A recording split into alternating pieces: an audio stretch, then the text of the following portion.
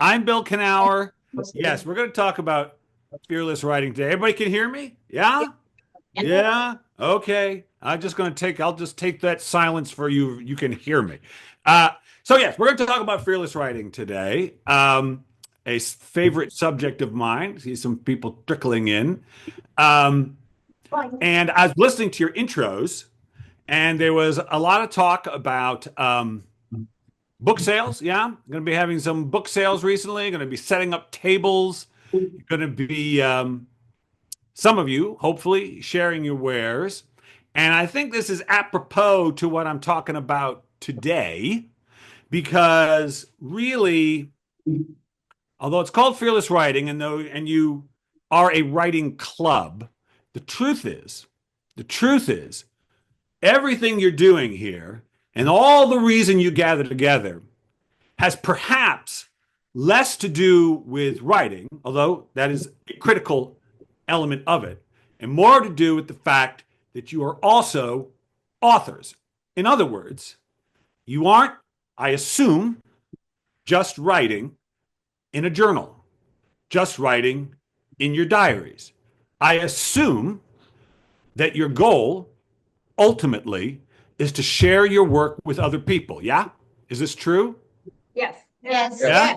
Yeah, you can just shout it out. I can hear you. Don't you worry. I know it's weird I'm not there, but think of me as there. I even brushed my teeth before this, even though you can't smell my breath. You see, that's how much I care about these things. So, okay, you want to, yes, of course you want to share your work. Of course you do.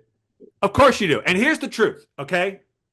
You're all authors, in my mind, the moment, the moment you share one piece of work that you wrote in the supreme privacy of your imagination, you share one piece of work with one other human being. I don't care if it's your husband or your mother or a million readers on your Substack or an editor at the New York Times. I don't care who it is.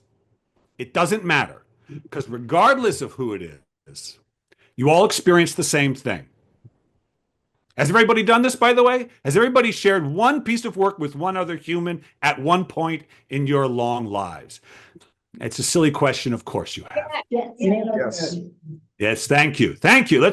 I got to hear you. I need it. I like to be in the room with people, but I wasn't going to make the plane trip for this. I have to admit, I'm up in Seattle. Yes, of course you have. And here's what happens. So you all know this. Here's what happens. You share that piece of work with somebody. This thing, again, that you wrote, there is no more private place than your mind. There is no more private, supremely private place in the world than your mind. You go in there, and only what you choose, mostly what comes out of it. Maybe sometimes you don't even choose that. But only you can go up there. And that's where this story of yours dreamed, yeah? And so you dreamed a story, you give it to somebody else, and then you realize as soon as they start reading it, you have no control over what happens at that point. Do you? No, you don't.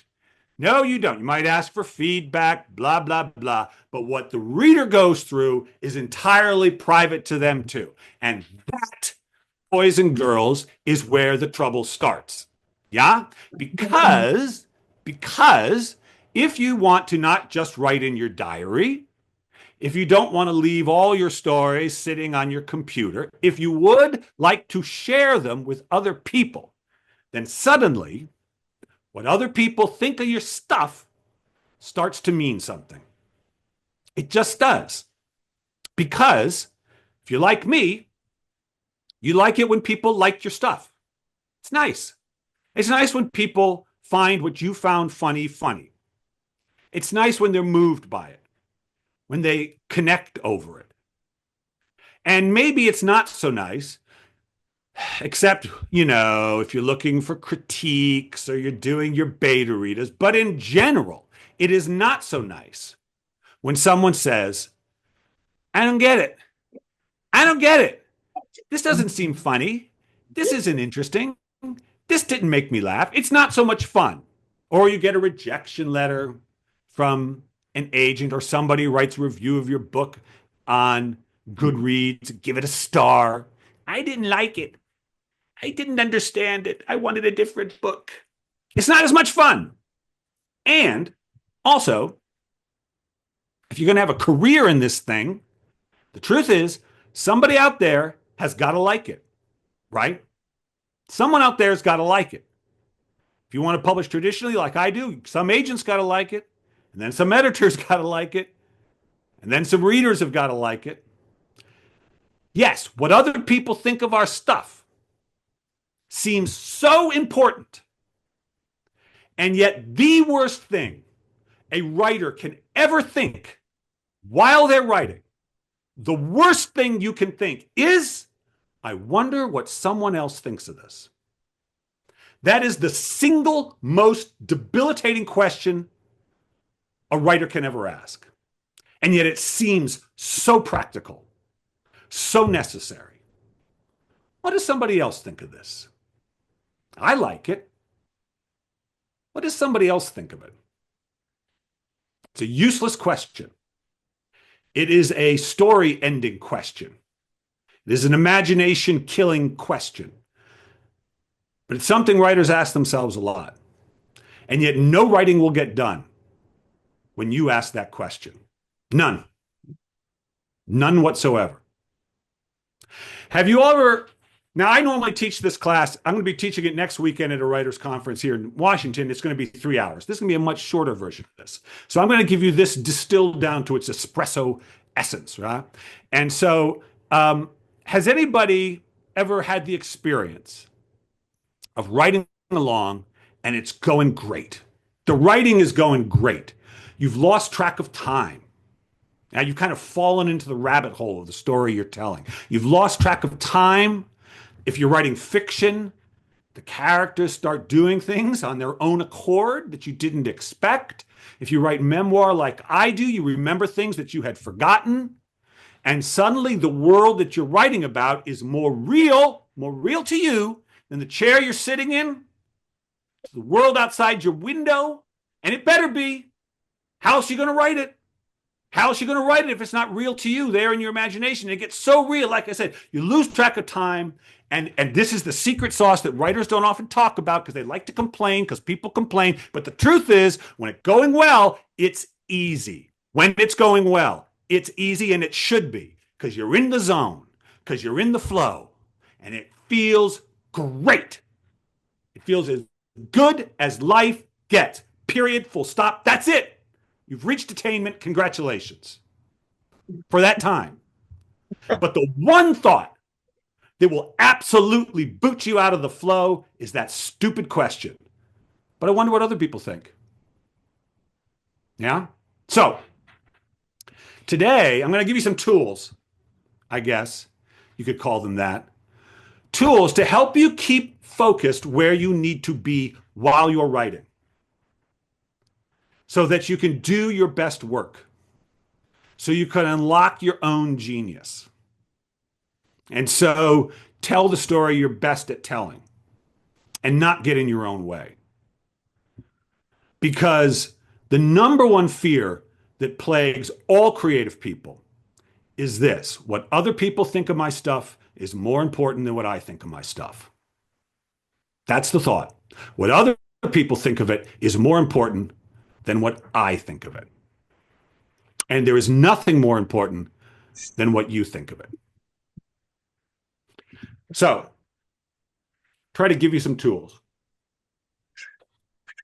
And like I said, the one thing you don't want to ask is this question, I wonder what other people think of it. Writing is really about asking questions. That's what you do. The writer's job is to ask questions. Then the muse or your guides or your imagination or your subconscious, whatever you feel comfortable, but something else answers that question. You ask the question, something else answers. That's writing. You know, in school, these smart kids, the teacher asks the question, smart kids, quote unquote, have the answers. In writing, it's reversed. It's not your job to have answers. It is not your job to have answers. It is your job to have questions. That's where all the creativity comes from. You ask a question, you wait for the answer. You ask a question, wait for the answer. Well, there's really only two questions in there, at its core, that you should ever be asking, and they are these. Questions can take many different forms, but in their essence, they are: what is the story I want to tell? Have I told it? What is the story I want to tell? Have I told it? I'm going to break these two questions down bit by bit. First question, what's the story I want to tell? Why is that such an important question? Because it is not what is the story that will sell. It is not what's the story that other people would be entertained by. It is not what's a story that would make me some money. No, it's simply what's the story I want to tell. What is a story that when I lay my attention on it, I don't want to take my attention off of it. You know, I think about this sometimes with school. I assume everybody went to school of some kind at some point in their life. And a lot of times in school, we are asked to lay our attention on something that we would not normally lay it on. We would not direct our attention maybe towards long division or geometry or the sciences, or all of you probably writing, yes, but some people don't like it. I know it's weird, but it's true. And so you have all trained yourself how to pay attention to things you're not actually interested in. You have to be an adult, don't you? It's part of being an adult. To get by, do the shing, mow the lawn. You got to pay attention to things that you just as soon not pay attention to. But such is the business of being human. But not when you write. No, no, no, no. You have to have what I call unconditional love for the story, meaning you love it because you love it, because it's cool, because it's funny to you, not to me, not to your writing group, but to you. And that sometimes is not so easy. I remember once I was working with this young man. He was at this group I was leading. And I said, "You been doing any writing?" He goes, "No, I don't have any ideas." I said, "You got no ideas? Really?" "Well, I got one, but it's stupid." I said, "It's stupid? How do you know it's stupid?" He said, "Well, I've got this friend and he's really smart and he told me it was stupid." I was like, "Okay, whoa, whoa, whoa. Slow down. Tell me what the idea is." He goes, "Well, I don't want to tell you. I don't want to tell you." Maybe I said, "It's okay." I said, "Do you like the idea?" He goes, "Well, yeah, I like the idea, but it's stupid." I said, "Just tell me the idea. Go ahead, tell me it." He said, "Okay. The idea I have for my book is Kung Fu Pirates." And I said, "Kung Fu Pirates?" He said, "Yeah, Kung Fu Pirates." I said, "Do you think Kung Fu Pirates are cool?" He goes, "Well, of course they're cool. Of course they're cool. Can't you see the pirates? They should be doing Kung Fu up there on the mizzen mast and in the wind and in their face. And they're doing the Kung Fu and they're sailing where they're going to. Of course Kung Fu Pirates are cool." But it's stupid because his friend told him so. And so this fellow, he still liked Kung Fu Pirates, even though his friend had told him he can't stop liking Kung Fu Pirates, but whether he writes it or not is up to him. But he can't actually stop liking it. This is true of all of you. You can't actually stop liking what you like. There is nothing more you than what you like, than what you are curious about. I've been very interested in curiosity lately, and it occurred to me that curiosity, think about it, people, curiosity is fearless. Your curiosity is fearless. Why? Why is it fearless? Because curiosity requires the unknown to function. It thrives in the unknown. As soon as it has learned something, as soon as it's known, it's on to the next thing. Meanwhile, we're scared of the unknown often. What's going to happen? Oh my God, what's going to happen? What's going to happen? Curiosity says, ooh, what's going to happen? What's going to happen? And writing is all about curiosity. And you can't stop being curious about what you're curious about. I was talking to my friend. I'd met this friend, David Laskin, wonderful guy, been a New York Times bestselling author, but he was feeling very frustrated with his life. He was getting sick of the inner critic. And I met him at a writer's conference, and we were talking about curiosity. I said, "I think," this was years ago, "don't you think curiosity is the most important thing a writer can have, the honoring their own curiosity?" And he said, "Oh, yes, yes, yes, yes." I said, "So, like, what was your first book about, for instance? What was your first book, David?" And he had been a journalist, then he moved to books. And he said, oh, I loved that book. It was The History of the Weather. And I said, this is a perfect example because that seems boring to me. He said, "What? Are you kidding? The weather, it's so important. What happens up in the sky affects what happens on the ground, and where things grow and where things don't grow. Well, that tracks immigration and commerce and industry, and it all starts with the weather. It was the history of the weather in the United States." I said, "That is fantastic. I am still not interested, but I don't have to be interested." His readers, his editors, his agents, they were interested. So just because I'm not interested doesn't mean he shouldn't write it. But if he had asked me if he had asked me when he was writing it and I wasn't so wise as I am now, and he said, Bill, should I write a book about the history of the weather? I could have said, no, that's not interesting. I know because I'm not interested in it. And how wrong I would have been. How wrong I would have been. Don't go asking other people if your idea is interesting. They might tell you what they think, and they might tell you they don't think it's interesting, and they don't know. They don't know. You know, I love publishing professionals. I love them. They know a lot of things, but here's the thing I've learned about publishing professionals. They don't know everything. They don't know everything. They just don't. And nor do other writers. But our job as writers to say, I think Kung Fu Pirates are cool. I think the history of the weather is cool. And I am going to write this book in such a way so that somebody else might see how cool it is.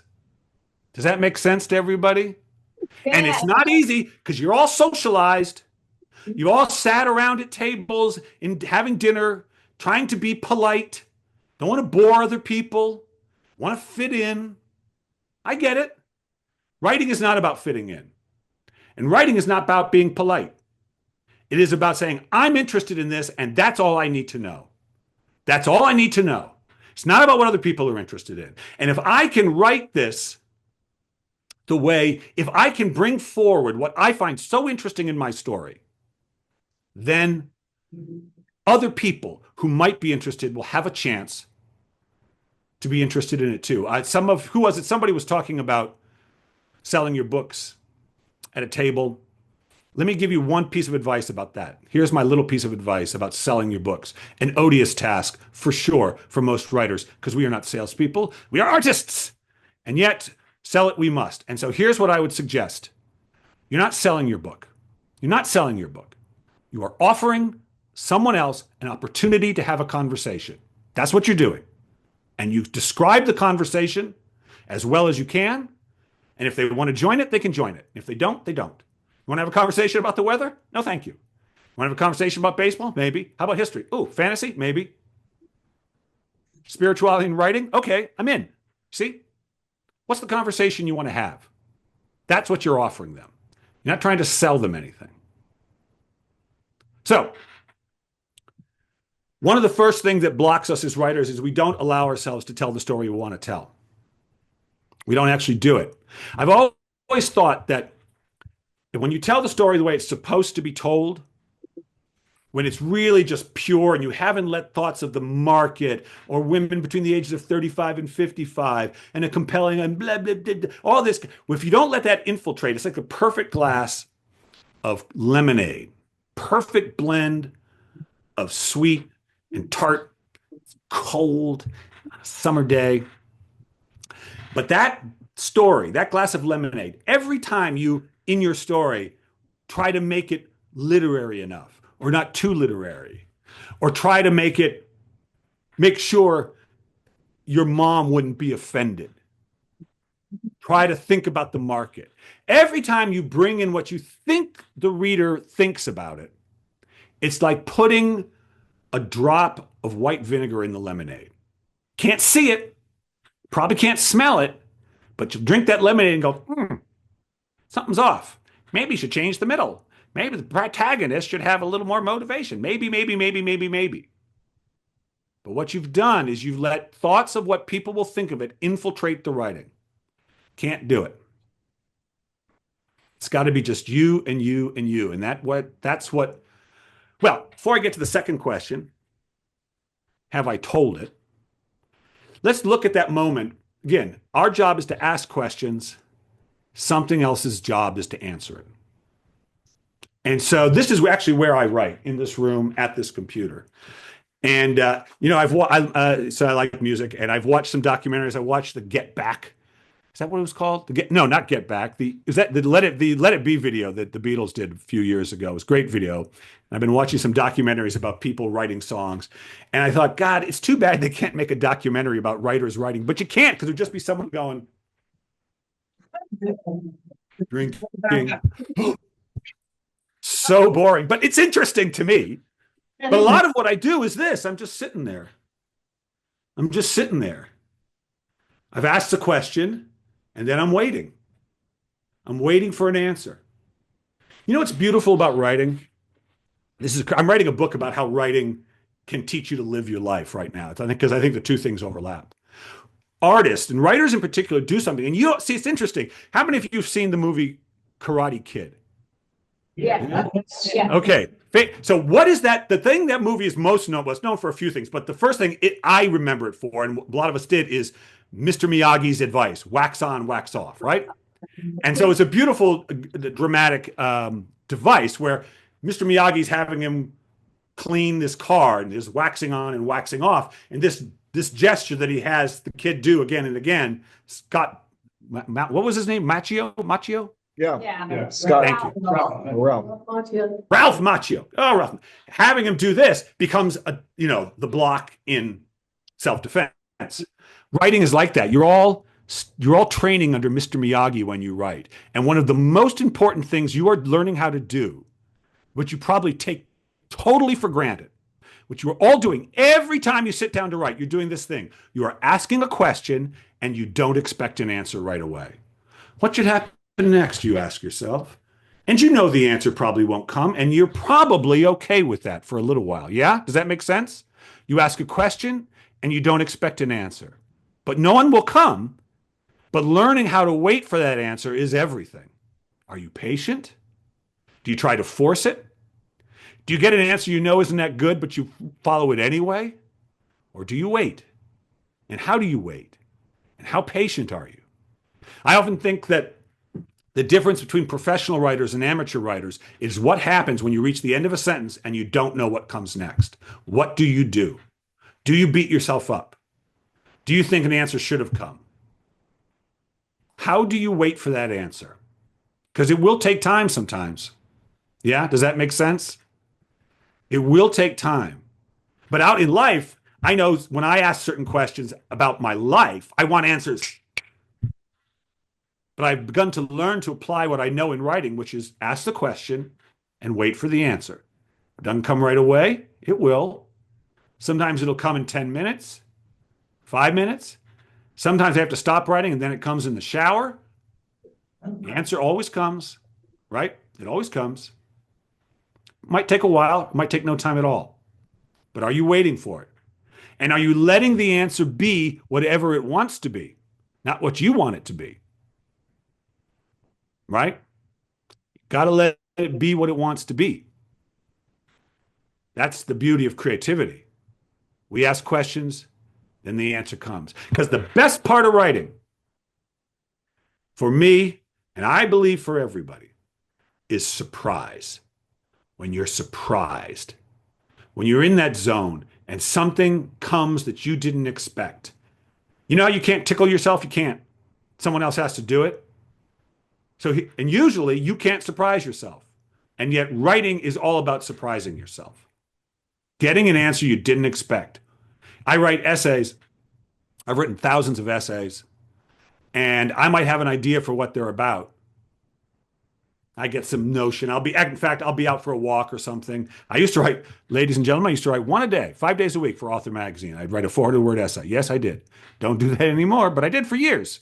So I had written a lot of these things, and I'd be out for a walk, and an idea would come to me. I go, oh, that's a good idea. And because I had written so many, and I knew how long they were, and I knew the basic form they usually took, I would begin composing it in my mind. I'd say, no, don't do that, Bill. Wait until you get to the page. Go to the page and see what happens. Because sometimes once you start writing and one little sentence comes along you didn't predict, one little idea that didn't occur to you while you were out for a walk, and now the whole thing has changed, and that's the magic. That thing you didn't predict, that's the magic. For those of you writing fiction, when your characters say something you didn't predict, whoa, follow it. Follow it. That's the magic. Except it's a practical magic. You know how to use it. You learn how to wait. So that's our job. And it's tricky. I know it's tricky. Because on some level, in your hearts, in your writers' hearts, your dear writers' hearts, somewhere in there, you know this is how it works. You know there is no coin and no slot that you can put that coin into and pull a lever and then get an idea. There's nothing you can physically do to get an idea. You simply have to let it come and trust that it will. You can't manufacture it. But you can be really curious. The best thing you can do to get those inspired ideas, those great surprising ideas, is to be genuinely interested in finding out what it will be. Does that make sense to everybody? Yes. Be interested, and the answers will come. It's not your job to know anything, except that you're interested. It's not your job to know anything except that you're interested. All the answers come. Okay. So, what do I want to say? What's the story I want to tell? That's the first step. Then there's this writing part. Then we write stuff. We won't get into that right now because now we're going to get to the second question, the all important second question. What's the story I want to tell? Have I told it? What is that? Well, you got this thing up in your mind, the story, and then you look down at the page, at these words you've written, and you have to ask yourself, is what's on the page as cool, interesting, funny, or profound, or sexy as what's in my head, as what I saw? Did I translate this idea into words? And does it match? And of course, sometimes, and I would say frequently, the answer is no. It is not there yet. Not yet. Maybe that sentence, maybe that scene, but a lot of times the answer is no. In other words, does this accurately represent, here, I can see, does this accurately represent what's up here? And sometimes it doesn't. That's okay. But only you know the answer to that question. Only you know the answer to the question is what's on the page. Does the page match what the story I'm imagining? When I learned that the correct question was, is this the story I want to tell? Is this accurate? It was a great relief because it allowed me or showed me that I don't have to ask the other question I normally asked when I reread my work. The question I think many writers ask when they reread their work, and that question is this any good? Is this any good? Is this any good? Now, I hope if you ask that question, what you mean is, do I like it? Yeah? Do I like it? But usually, is it any good is simply code for what will other people think of it? What will other people think of it? Because there it is. It's not up here anymore. Now it's out in the open where anyone can see it and say, you thought that was interesting? You thought that was interesting? What's wrong with you? That is not funny at all. You know, what's interesting about human beings is, and they don't recognize it, I don't think in general, but all of you, I first recognized this, I was teaching a memoir class and there was this woman, she was this attendee and she was, she weren't a kid. She had a full life behind her. And she was asking questions about what makes a good story and what doesn't make a good story. And I heard her asking this. And I said, why are you asking me that? Have you not been reading stories your entire life? She said, yeah. And I said, have you not picked up books and put them down? Or picked up books and not been able to put them down? She said, well, yeah. I said, you have within you something that recognizes what it likes and what it doesn't like. Your unique human personal aesthetic. That is what you're trying to satisfy. I can't see any of your names, but this woman in the flower shirt, your aesthetic might be different than this woman in the blue dress. I'm sorry, I don't know your names, but I can see you clearly. Yes, you too. And so what you consider interesting, you consider, I'm sorry, you're front of the class. What you consider and not the same thing. You all have an aesthetic and you're always trying to satisfy it. You try to satisfy it with the colors on the walls that you paint, on the books you read, on the friends you keep, on the foods you eat, and in the stories you read. You are constantly reading stories, liking them and then not liking them, picking them up, putting them down, picking them up, putting them down, flipping through Netflix. No. Ooh, yes. No, yeah. Ooh, yes. Constantly. You're always trying to satisfy it. And then you write something, You, not somebody else, you. And you put your eyes on it, and that same aesthetic that you are always trying to satisfy looks at what you've written and isn't satisfied by it. That's a part of writing. But often what happens, and this is a little slippery, I know, but try to follow. What often happens is we see something we wrote, it doesn't satisfy our aesthetic, and then something happens immediately, we assume no one would like it. That dissatisfaction we're feeling is actually some message from some editor god somewhere who told us this work is no good. And yet all that's happened is you don't like what you've written the same way you don't like what someone else has written. The difference is you can change it. When you can look at your own work and realize you are not comparing it to anybody and you're not trying to please anyone but yourself, you're free. And that's the job of the writer, to satisfy themselves.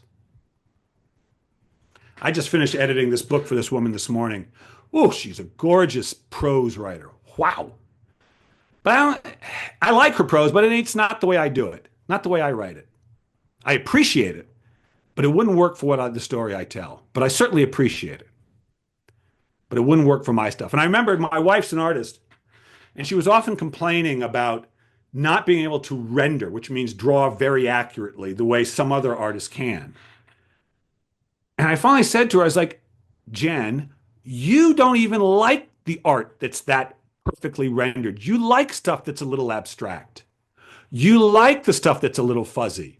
Your skill exactly matches your interest in art. If you got interested in things rendered really realistically, I guarantee you'd learn how to do it. And I had another friend, I can't pull her book. Oh, I can't. Here it is. Excuse me. There it is. The Leaving Season, Kelly McMaster's lovely writer, memoir, filled. I met her at a writer's conference. We had a great conversation. I interviewed her, filled with gorgeous descriptions of the land, of nature. Beautiful stuff. And I read the memoir and I interviewed her. And it was interesting because I read her memoir at this writer's conference and I came back and I was in the middle of rereading my own. But I'd really been filled up with her book because I'd gone away and come back. So after I put her book down, I then started rereading my own. And it brought to my attention that if I spent one sentence in a page describing the landscape, that was a lot. It is just not how I write. But then I talked to her about her book. I said, you did such a good job describing the visual world, the physical world. She said, oh, thank you. She said, you know, when I am stressed, when I'm unhappy, I go to nature to calm me down. That's where I go for my soothing. And I said, when I'm distressed, I go within. I don't turn to nature for that. I turn to my own thinking or maybe music. And so her work reflected her innate relationship to nature. And my work reflected my innate relationship to my own thoughts. Your work will reflect your interest, and it is meant to satisfy your aesthetic. This is not the way we live. We are social beings. We are always trying to get along. I will leave you with this, and then I'll turn you loose to your snack. But my son's on the spectrum, and when he was 3, we bought him a drum because he was musical, and he'd gone to preschool for the first time, which he did not enjoy. A lot of kids on the spectrum have trouble with socializing. It's not easy for them. It's not easy for a lot of people not on the spectrum. Maybe we're all on the spectrum. I don't know. But it wasn't easy for him. Really wasn't easy for him. He came home one day and he started playing the drum and he wrote a song. He wrote a song and it had 2 lyrics. And it was these. These were the lyrics. It was, you have to get along, but you gotta have free. You have to get along, but you gotta have. And I thought, oh my God, that's the entire human condition. Gotta get along. Gotta get along.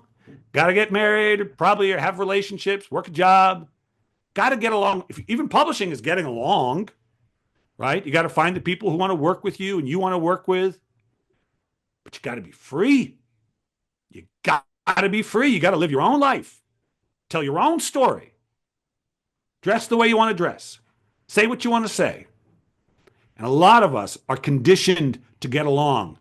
Kids on the spectrum, they decide, screw it, I'm just going to be free. And that has its own problems to it.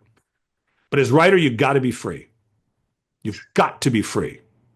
Free to think, to tell any story you want to tell in the way you want to tell it. And trust that, and I will tell you that all the rejections you may or may not receive usually are a reflection. Every time I don't tell a story the way I want to tell it, every time I call it finished before my aesthetic is actually satisfied. That is me rejecting me. And the pain I felt from rejection from editors and agents and so on was just a reflection of me first rejecting myself. And when I learned to stop doing that and start actually saying to myself, is that it? Is that it? Does that really please me? Then it all changed. That's when it all changed. All right. I'm going to turn you loose for I think this is snack time. Yes, Mike? But before I do, there's a question and answer period, but this is going to be structured. It's going to be a structured question and answer. What I want you to do, if you have something to write with, please pick it up now. And if you don't, you can try to answer this question here. I'm going to give you a sentence. And the thing I want you to answer is this. Finish this sentence, and then we're going to talk about it. The hard part of writing is blank. Don't think, just put it down. The hard part of writing is the part, if I could get rid of this, it would all be easy. And we'll have a little conversation about that on the other side. How's that, Mike? That sounds great. We're gonna do one thing before break though. So okay. Can we thank you. I'd like to see her face. There she is. Hi, Jan. Hi. First off, I want to say thank you. I was really, really blown away with your talk. My first time here, and I didn't know what to expect, and you really started it on the right track for me. Oh, great. My question is for you. Yeah.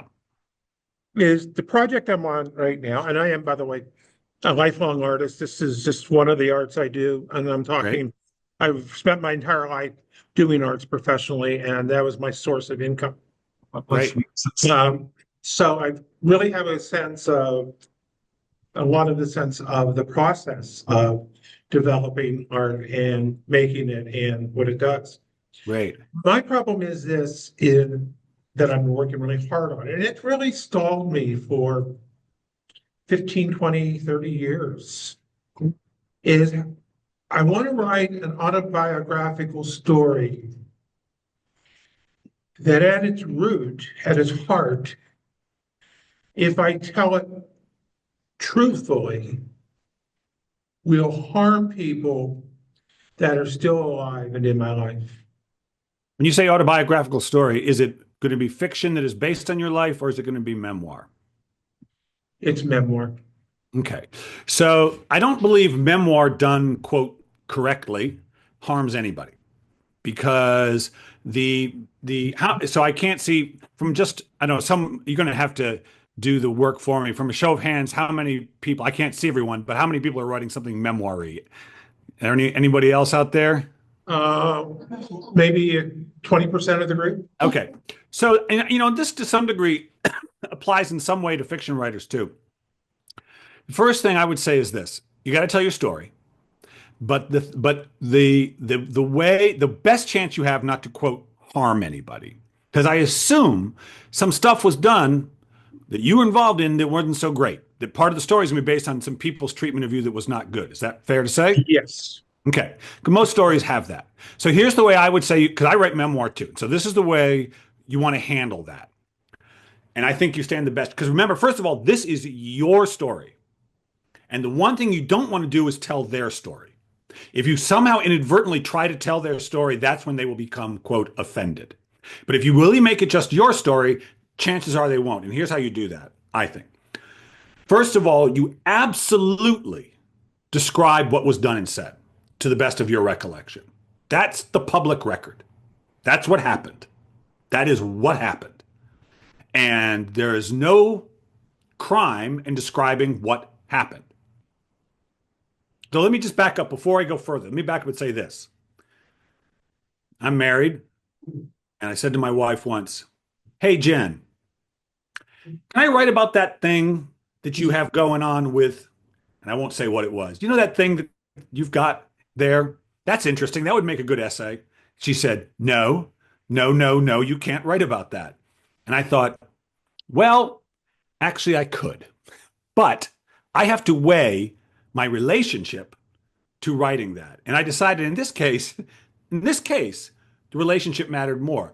But that doesn't mean that in another instance, I consider what I'm going to convey more important than what someone else how it involved other people is. Even in the case of my wife, I can still choose to write it. So you always have to weigh that on some level. Does that make sense? You're always weighing, but. So something happened. You describe what was done and said, period. Because that's, to your best knowledge, the truth. Simply what was done and said. You can also, and I want to differentiate between, what's your name again? Is it said Jan or Janet. Jan? Okay, Janet, I see. So there is Janet, the author. That's you right in the here and now. And then there's Janet, the character. That's the person named Janet on the page. And that character, that's happened in the past. It might have been an hour ago. It might have been 30 years ago. But it's not the present character, right? The person on the page is a character, not you. You're you. And there is a slight difference. And so you can say, this is what was done and said. You can also relate, and this is a critical difference, what Jan, the character, thinks about what was done and said. In other words, she doesn't love me. He's a jerk. That person is evil. The character can think that. But Jan, the author, or Jan, the character, can think, he thinks he's better than me. Jan, the character, can think that. And you can relate that Jan, the character, thought that. But what thou shalt not do is ever say what other people are thinking. Or, more importantly, why they did what they did. You do not know that. Even if they tell you why they did what they did, they might have been lying or might not have understood themselves. Because how often have you done things that it took you years to understand why you did it? But you might have given some explanation. So if you never, and here's why that's tricky. When something happens in your life and it's upsetting and your feelings are hurt or your body is hurt, the first thing we want to do as human beings is understand it, make sense of it. And the way we make sense of it is by attributing motivation to the person who did it so that it can make sense to us. But that motivation we attributed is in we made it up. It is not reality. But what happens is we do it so fast, we forget that we invented it and we blend our invented motivation with the event altogether. And so in retelling the memoir, this is something I've had to learn to do again and again. I strip out the motivation of the other people because I don't know. But what I do know is the effect those events had on me or how I reacted to it. And so if I pull out their motivation, because here's the thing, in cinema, for instance, in Hollywood movies, if you watch, say, a traditional Hollywood movie where there's a good guy and a bad guy, the one thing the bad guy always does is tell you why they did it and why they enjoyed it and why they do it again, if it's that kind of movie. Without the motivation, they're not really villains. But in memoir, there's no villains. There are people doing crazy stuff. But the only thing that would make them a villain is if we attributed motivation to their actions. And the one thing you can know about everybody is they think they're doing the right thing no matter how insane it is. In that moment, they think it's the right thing to do. And I think that is how I handle those difficult moments. And if you don't attribute motivation to them and just describe the experience the event as you experienced it, you run the best chance of not hurting anybody, of not actually hurting anybody. But at the end of the day, you can't control. I remember Andre Dubus, he's a wonderful novelist, and he wrote a memoir about I recommend it. It's called Towning. I recommend it because it's about his journey to being a writer and how writing freed him sort of from a life of violence. But a lot of it had to do with his relationship to his father, who was really absent. His father was a famous short story writer and essayist, Andre Dubus, the original Andre Dubus, and his son, Andre Dubus, the third, is the novelist. And the dad just wasn't around. And a lot of the reason Andre was so violent is he felt the need to protect himself in a tough, poor neighborhood where he was raised. And somebody came up to him when he was reading and talked about being sort of kind of hurt and angry at Andre's father. In reading the book, this reader was really upset about the way Andre's father was. And Andre realized, like, that's none of my business. That guy gets to have his response. It's a little different than what you're talking about. But he was not offended, but super bothered by how the father was because he wasn't there for his son. But that wasn't Andre's business. That's that guy's life intersecting with his story. And whatever people have done things, they have to deal, in your life. They have their own demons they're having to exercise. They have to make peace with whatever they've done, just like you've had to make peace with whatever you've done. And you're not in charge of that. But your story isn't for them. And your story will be for other people to hopefully heal something that they've gone through. And that's more important ultimately. Now, if you decide it's not worth it, then don't tell it. You don't want to, what you think it'll bring up, you don't want to deal with. Okay. But I think there's something more important to the story than that. And it's up to you to focus on how those experiences changed you, what it taught you. And if you do that, I think you stand the best chance of never being sued or, I don't know, what are they going to do? Have their feelings hurt? Honestly, who cares? I know it sounds cruel, but really, that's life, man. They know what they did. Yeah. Right? Is that fair? Yes, it is. Now, it's not easy. It's not easy. I'm not going to lie, Janet. It can be tough because we're so angry at what they did. You can't, you got to let the character can be angry, but you, the author, you have to love that moment, whatever it was, because you want to tell the story. And the only way to tell the story is to love the moment and to know how it taught you something that without it you would never have learned. How you, in some way, it opened something up to you. You can't hate them while you're writing it. You can't do it, or you won't be able to write it. You don't have to love them or what they did, but understand that within what they did was something that allowed this story to be told. And if you can do that, I think you run the best chance of not hurting anybody. Does that make sense? Yes, it does. And I thank you. Oh, you're very welcome. Hope that helped. Hope that helped anybody else who's writing this kind of It stuff. helped a lot. Oh, great. I'm glad.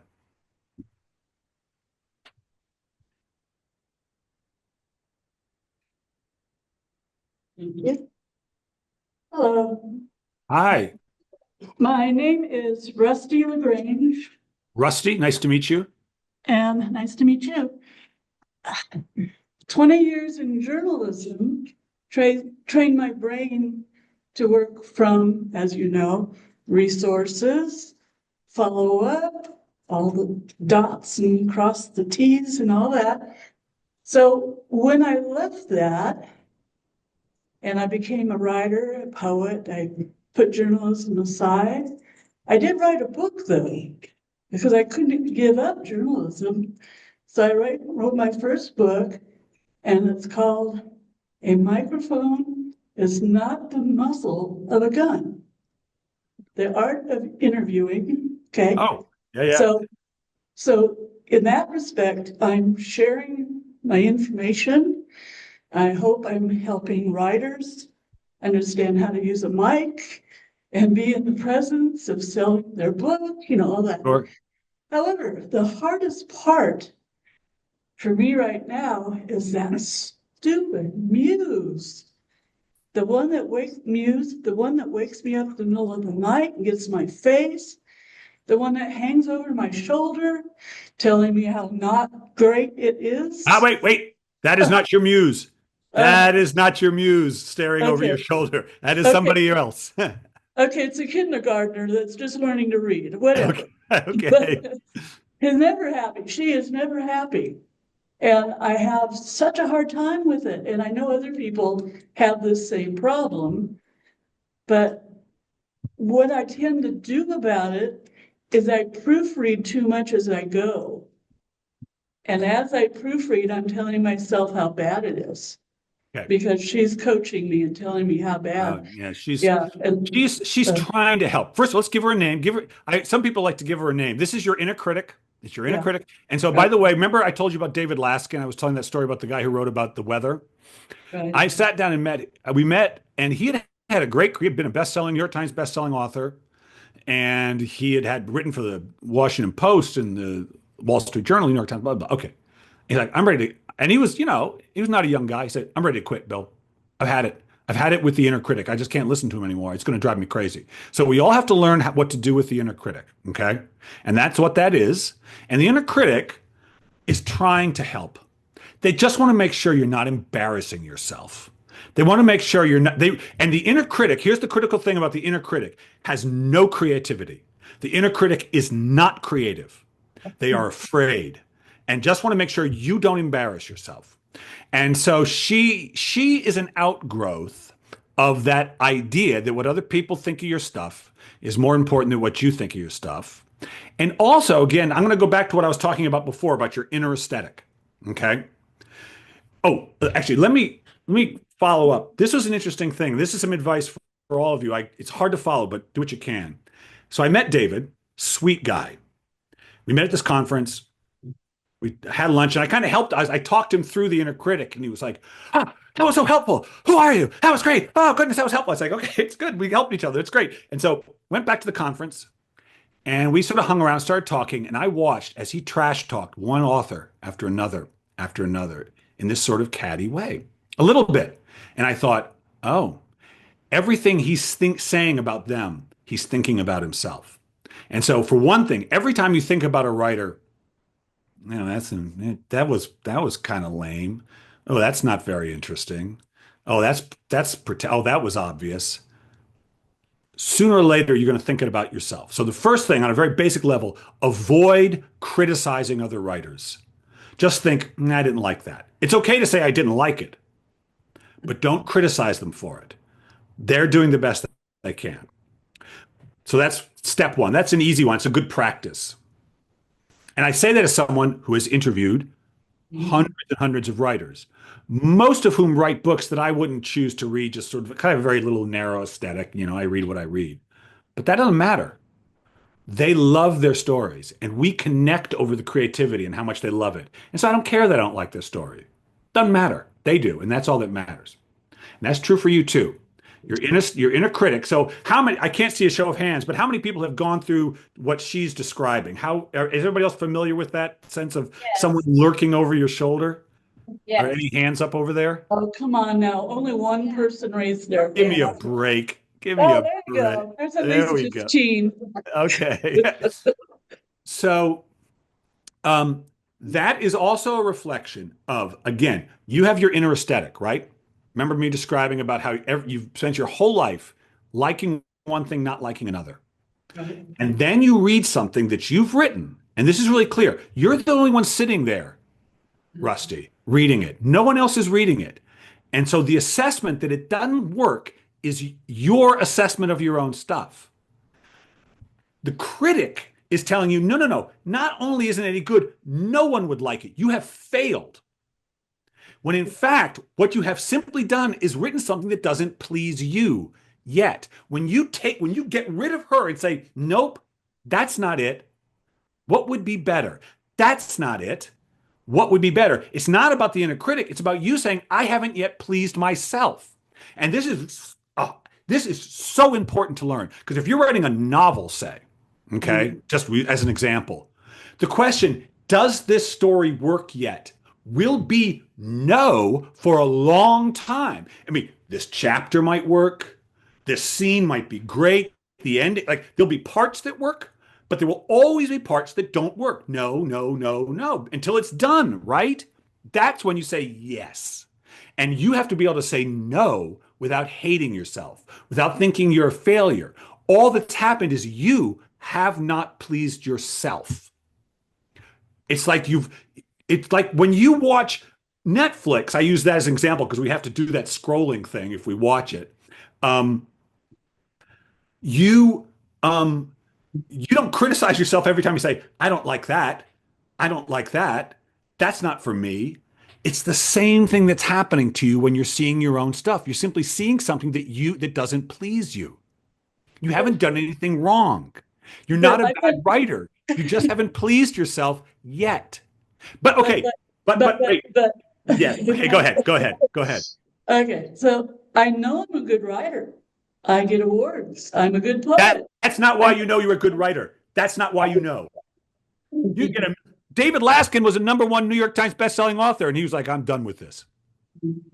I remember listening to Martha Beck, who's a writer, who's a coach, life coach, and she said, she was working with this client who said, "I just feel like a failure." Martha Beck said, "You won the Pulitzer Prize," because I feel like a failure. And I just listened to my wife read a quote from Matisse, the painter, the French impressionist painter, saying, "I should burn them all. It's all failure. It's all no good." So that's not good. But here's what you do. Here's what tells you you're a good writer. Okay. When you read one sentence that you wrote and you go, "Yeah, that's it." So I want you, when you're rereading your work, to notice every time you say that's what I'm looking for. I want more of that. Not, I want less of this and more of that. Less of this, more of that. Does that make sense? Oh, absolutely. Thank you. Yeah. I think I'm done here. Okay, good. Oh, I could go on about this forever, but it's so important that you really make sure the one criticizing it is you because you haven't pleased yourself. And then the critic can shut up and go away. She's not helpful. She is not helping anyone. In fact, I would say to all of you, if there was literally a person in my room standing right here going, "Well, that's not very interesting. Well, that's not funny. That's not profound," I wouldn't come here. I wouldn't want to hang around with him. I'd say, "Please leave." You know how annoying you are? Yes. He's no good. He's not helpful. Thank you. You're very welcome. Okay. Next. Next. Okay, we have a gentleman in the back. It'll be a minute. Okay. I got time.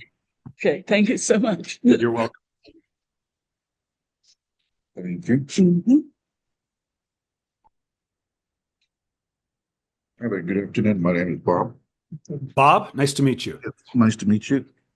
Okay, my question that I've had for pretty much all the time, it's actually two parts. Okay. One, because I write fiction, Great. and the main part, or the one of the most that I have is a character POV. So I do inadvertently a lot of head hopping.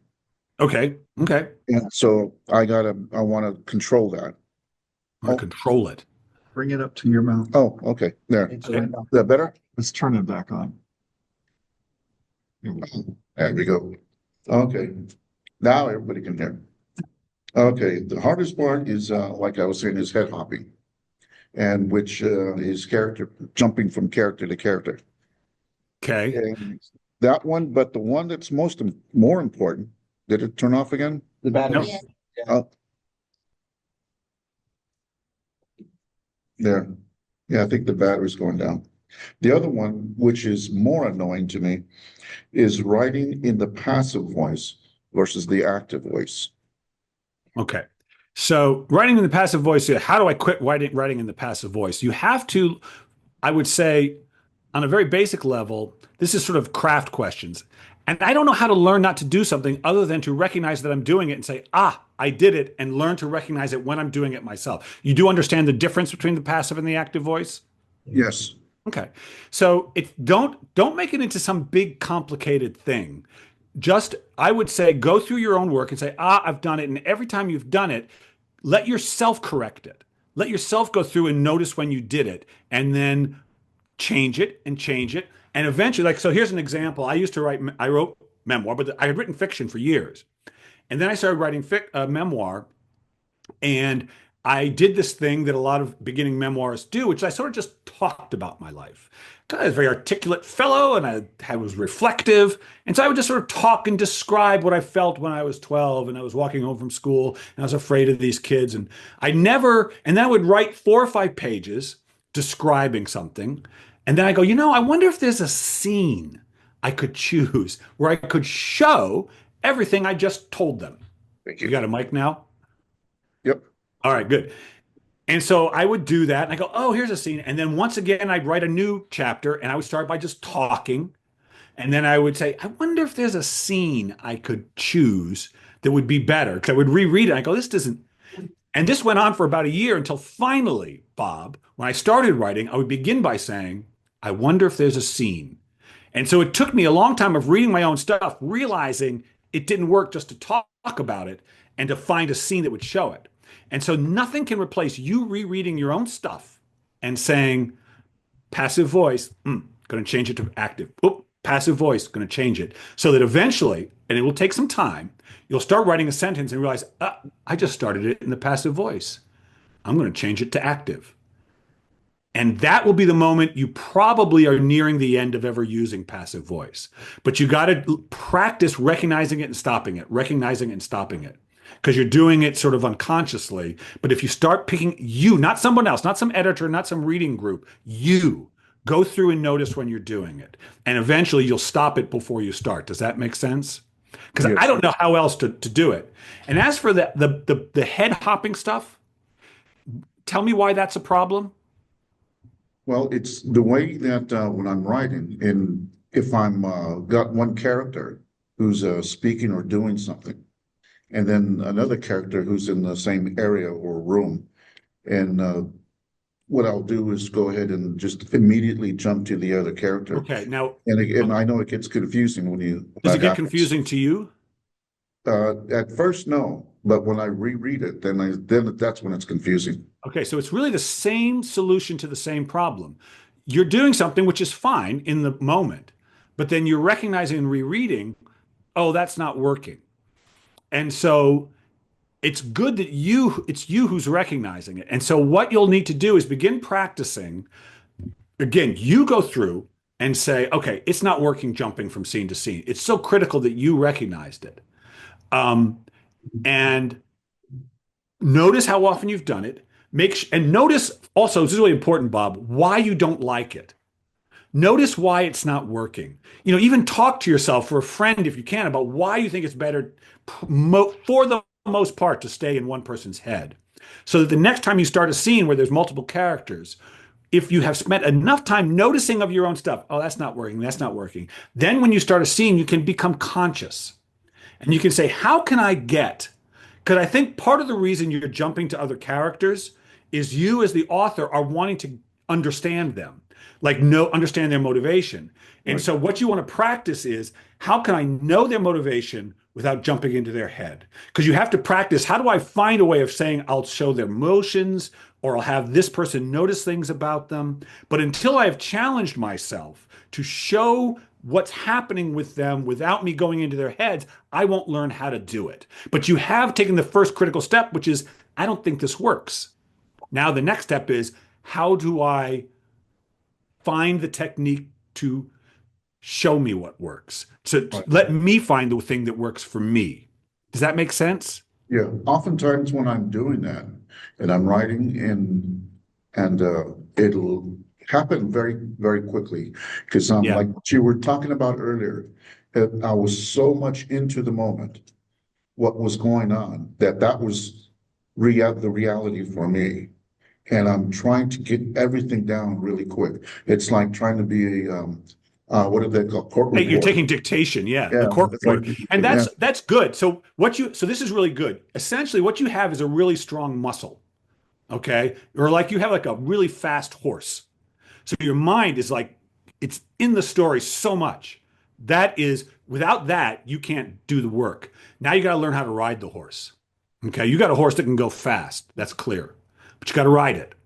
And the way you'll do that is by rereading it and saying, oh, okay, so here I jumped.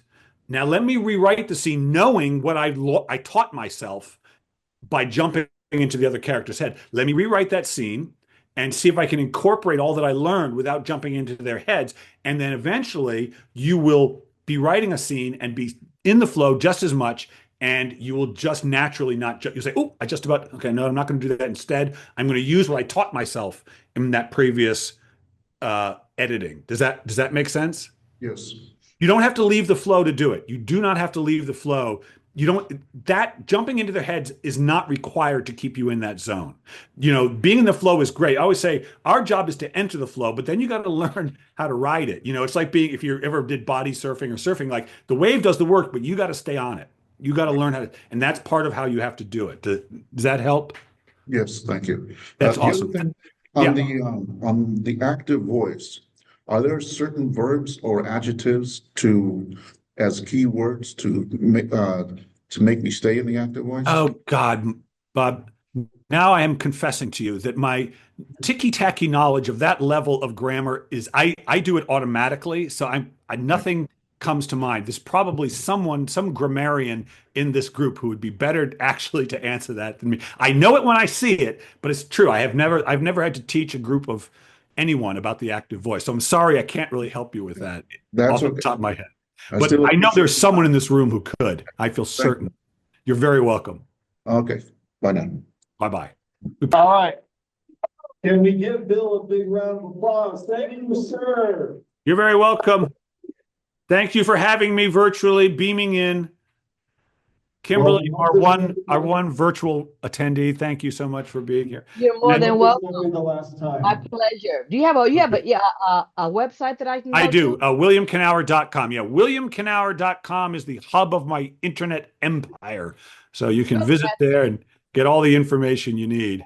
Can you spell your last name? Oh, sure. I'll put it in the chat. Okay. All right. Thank you. Appreciate it. No problem. Yeah, we're There gonna you send out a blast email. It'll have all Bill's information for Thank everybody in the club. Oh, you're welcome. Okay, you all. It was great seeing you. I'll be seeing the winner soon. Okay. Take it easy. Thank you, Bill.